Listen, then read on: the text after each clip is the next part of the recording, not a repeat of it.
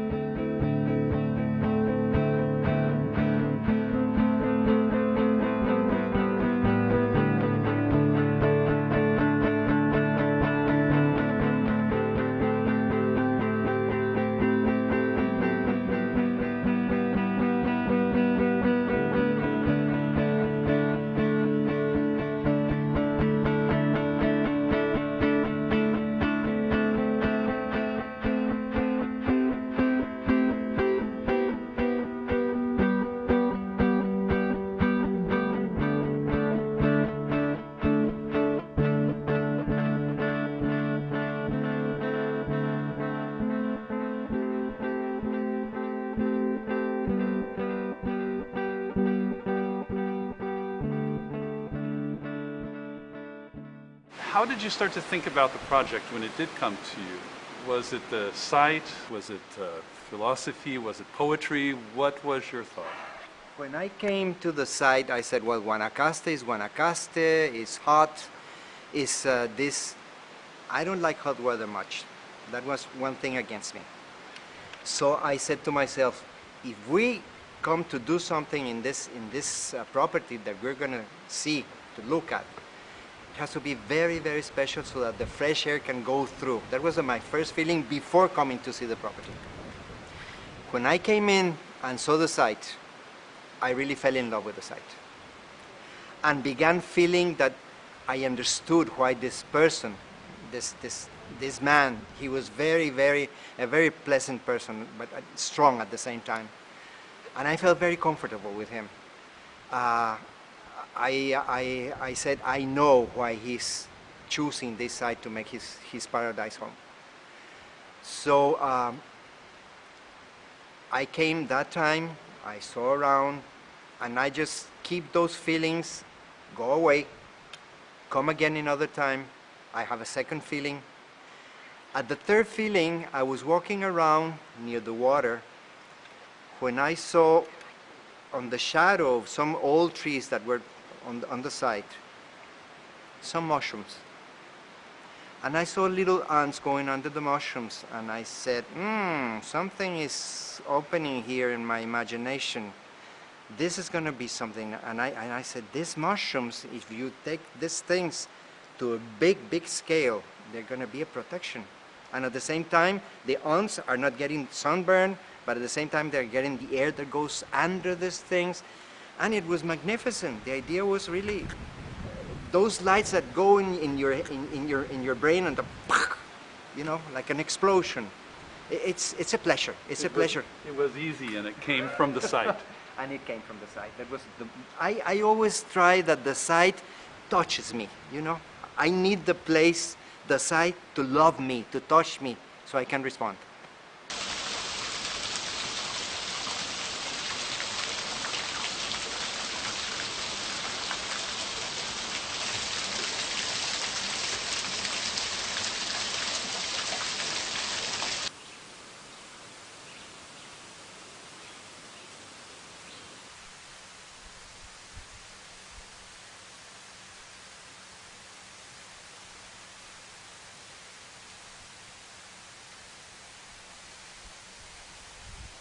Every project has its special challenges. On this, what was that with this house? The special challenge, was it was it the site? Was it the remoteness? Was it the mechanics or the structure or the client? What was the challenge? The biggest one here. The challenge was the word paradise for the last days of my life. Mm-hmm. And that triggered me in my brain, something that I said, this is, even if it's the last experience of my life, this is going to be it. And when somebody tells you, you can do whatever you want, use the materials whatever you, use the scale whatever you want, it's too much. It's so open, you have so many choices that you say, I mean, you come to your bed at night and you say, what am I going to do? So at that moment, what I do is just relax and say, Rolando, everything is okay. The world is still quiet. You're there. You just let your imagination travel to all those places you have been traveling in some impossible things. You know, the impossible dream. But the first thing I do is to try to get into the heart, into the emotion, into that feeling of the person that is going to inhabit the place. For me, that's the main thing. Before that, I don't even think in a line. I can't.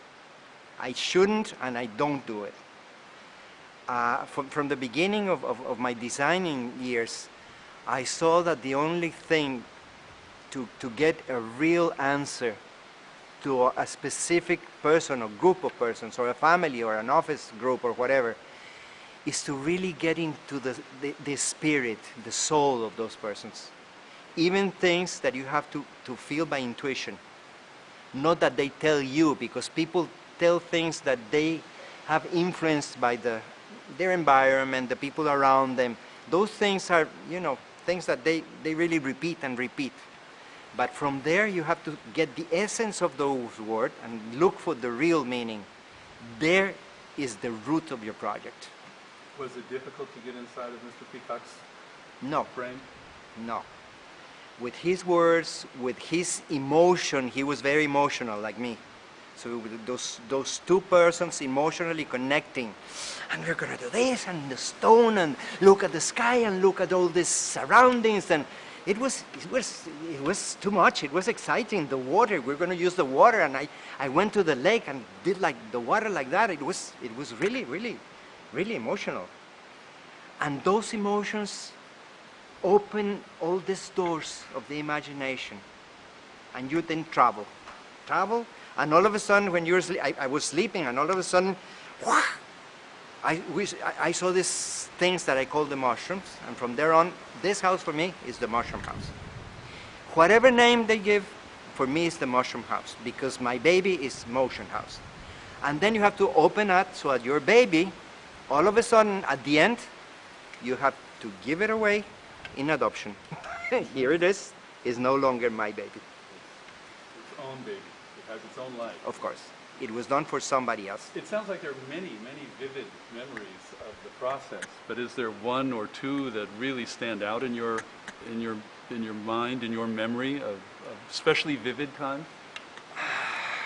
I would say the vivid times, well, of course, the first day of what we call the first stone is really exciting.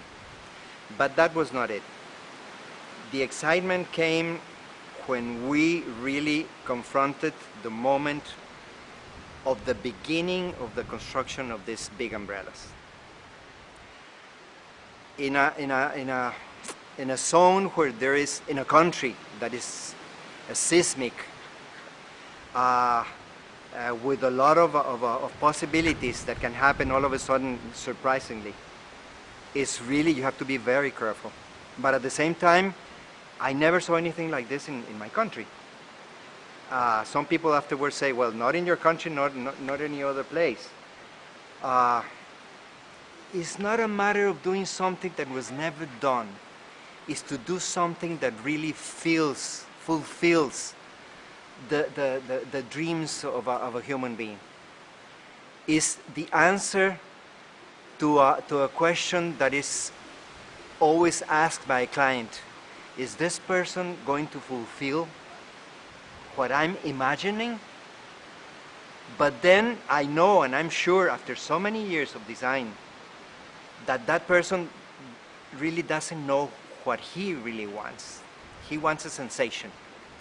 He wants an emotion to be fulfilled.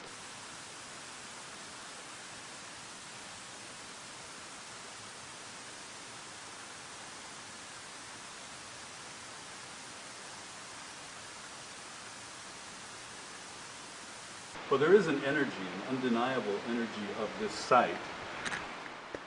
And it's still here. Whenever one enters, there is this energy that just invigorates you. And is that something you were aware of from the very beginning on this site? There are two kinds of energy here. The main energy is that I've been studying geobiology from the beginning of my career. And studying little by little, advancing and getting more details and things. When I came to the place, I used these two metal rods. And I used them to find the focal points of energy. This place has two specific places that is really too much energy coming from the inside of the earth to the outside. I would say this site is like, I don't want to compare, but you know that these people that did the pyramids, that did the Teotihuacan pyramids and in Peru and all this, they knew that that energy was there. That's why they built the place in that specific site. And I felt it and I knew it was. Those focal points are exactly the points where the umbrellas are. the most exciting and the most impressive experience was when these friends from Canada came to my office, and they were talking that they brought this friend of theirs, I don't remember if it was that day or afterwards, and that this lady said that there was a concentrated energy in those focal points. I couldn't believe it, because then it was not my story. It's the Earth story. Yeah. It was real. I knew it was real, but for me. But was it real for the rest of the people, a person that really knows how to detect this energy? And I said, I'm not so wrong. I was not so wrong, but the second energy. The second energy is the energy that is created around as an atmosphere of an existing energy. The energy that we human beings, as bags of water, we transmit energy, and we connect with things we see, with things we feel. And this connection with this site makes this energy stronger. So definitely I would say this is a unique place, and that's why I would love that this place gets his original life, you know, going through its veins, could we say? Which in this case is a structure, but it's not a structure. You know what? The water is the connection here. I use the water as the element that connects everything and brings everything together, like an embrace. The water here is the element that is used together with all the nature surrounding, with the sky that is a protector, is the first skin that we have around the project. People say it's too far away. No, it's not too far away. It's there. In between those umbrellas, we can see the sky, but it's not only that you can see it, you can feel it if you pay attention. It's the intangible world, which I pay attention. There's another thing that I always use, and now actually I'm going to Mexico to give a conference and a workshop, and I'm going to work with the students this thing of the upside down, the other side of the materialistic world, the intangible. Because they have to get in contact with this not seeing world that we designers have to pay attention to. And when I talk about these things, people say, this guy's crazy. What is he talking about? It's nothing, it's there. Well, everything, when we move, we are moving a volume, we are moving a mass, and we have to displace this air, these molecules, to fill it with our molecules. It's fascinating. And you have to be conscious that when you displace these molecules that occupied a very exciting, dynamic, natural space, you're saying, give me the space, you have to fill it with real positive energy. If you fill it with negative energy, that energy is going to stay there for as long as the building is going to be there. And can be every day more negative and more negative if it was done the wrong way. That's the way I feel, that's the way I have proven through the years that it's true, it comes true. Le Corbusier described a home as a machine for living. I personally don't think that is intended as a technological description. But how would you describe this home and its place in the human environment? I definitely always understood this machine, Le Corbusier's machine, as something more humanistic. Definitely, I agree. But for me, this project is a seed that grew from the natural earth, that grew spontaneously. That was an idea that was planted, and with our water, with our imagination, with our love, with our passion, began to grow and came and it became material. But materialistically speaking, I would say that that material thing becomes alive when it's like a baby. A baby survives because you give the baby love. This project got so much love from the owner, from me, the designer, and even from the people that were involved in the construction. They were suffering a lot. There was a lot of sun.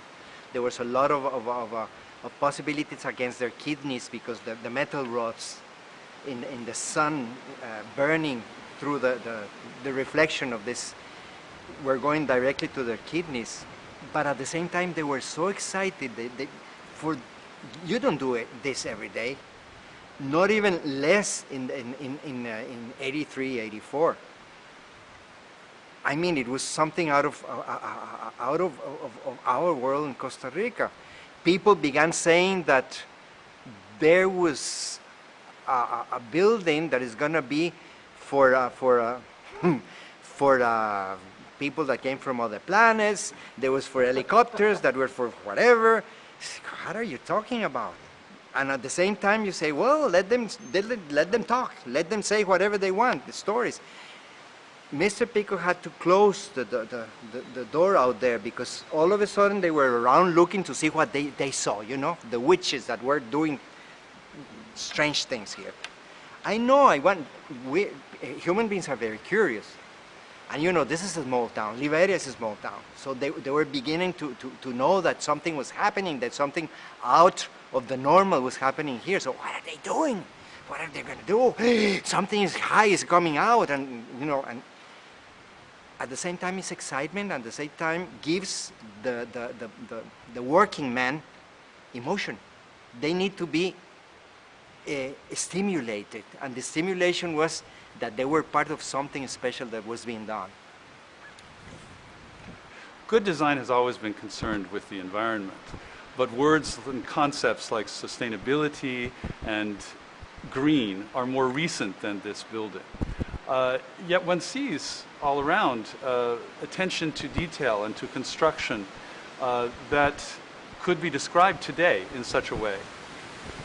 At the time, what were your thoughts on the matter, and how conscious were they in your execution of the design?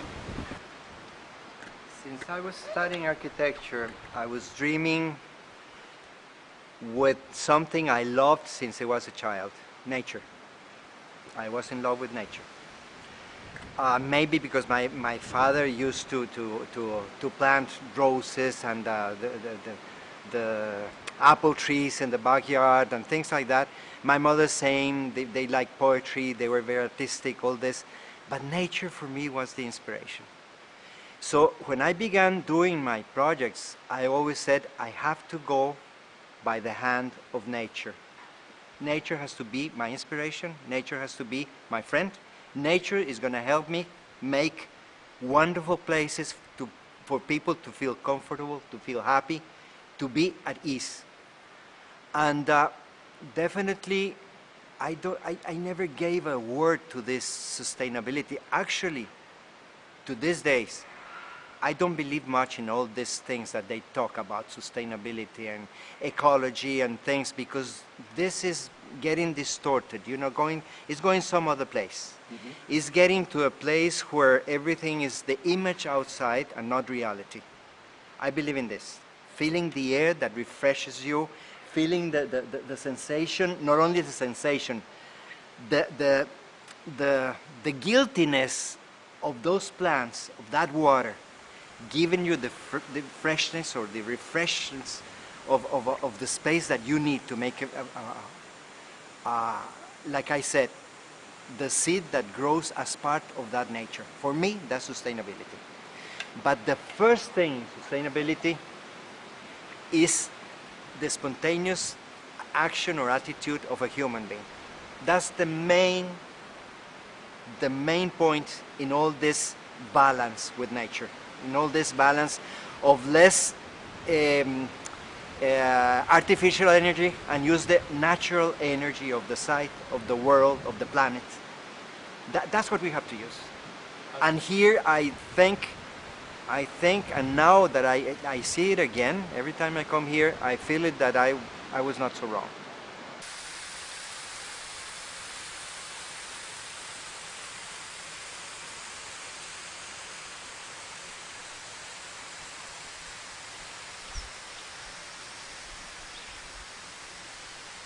And a question a little bit more fun. What would you like to see here in 500 years? How do you envision it? Is this a living home or is this Machu Picchu?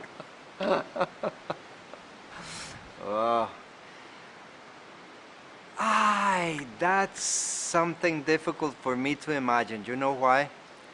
Because for me, life since about 15 years ago, no, 20 years ago, it's today. For me, life is today. I don't care about tomorrow. I care about what I do today, because this that I do today is gonna be the root of the tomorrow that they talk about. Whatever that may be. So, if it's a good route, if it's well done, the best I can, I hope it's gonna be positive in the future. As simple as that.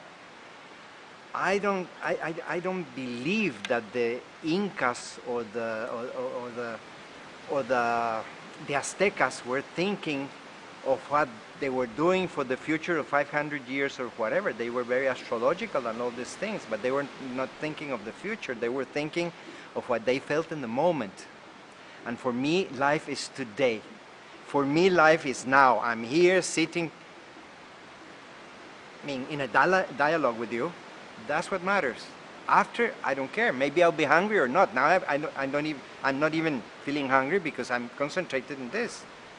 I'm very emotional. So for me, life is the emotional moment of every. And if it's sadness, you also have to be open to be sad.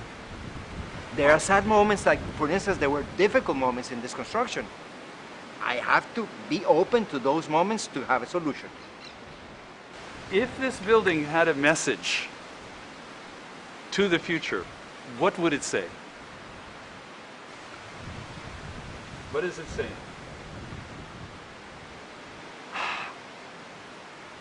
I would say that the message is a happy life is possible in a place like this.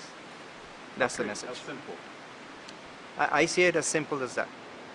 If a person comes to a place, to this place, and doesn't feel happy, well, first of all, it was not built for that person. It was for somebody else. But as far as I know, most of the people that had visited this place or have been living or staying here for a while, they feel something special. For me, that was the main purpose of the thing. Even if it was done for a specific person. Afterwards, I know that this place combines, mixes with nature, with air, with the clouds, with everything that is around, and it's part of it. You say, what is that important? The more important, the water or the concrete or the stones or that palm tree? Everything is important. Without that, there's nothing. Without the energy that is intangible, it's nothing because it's dead. If this place, there is a TV series or whatever that they talk about the world when there are no human beings. I don't know how many years from now. All this is going to be totally taken by nature. And you know what? This living creature, for me it's a living creature, is going to be so happy because it's part of it. There is nothing new. It's part of it. It's going to be embracing more tight. It's going to be embraced more boring love, and it's going to become part of it. Unfortunately, we won't be there. Don Rolando, thank you very much for taking the time to speak with us today, especially in this setting. This is just a marvelous opportunity to hear you speak about your baby and the life you have given. Thank you, because I tell you the truth, it's been very emotional. Many things don't come to my mind, and I get too emotional. I'm sorry. No, I understand. Thank you.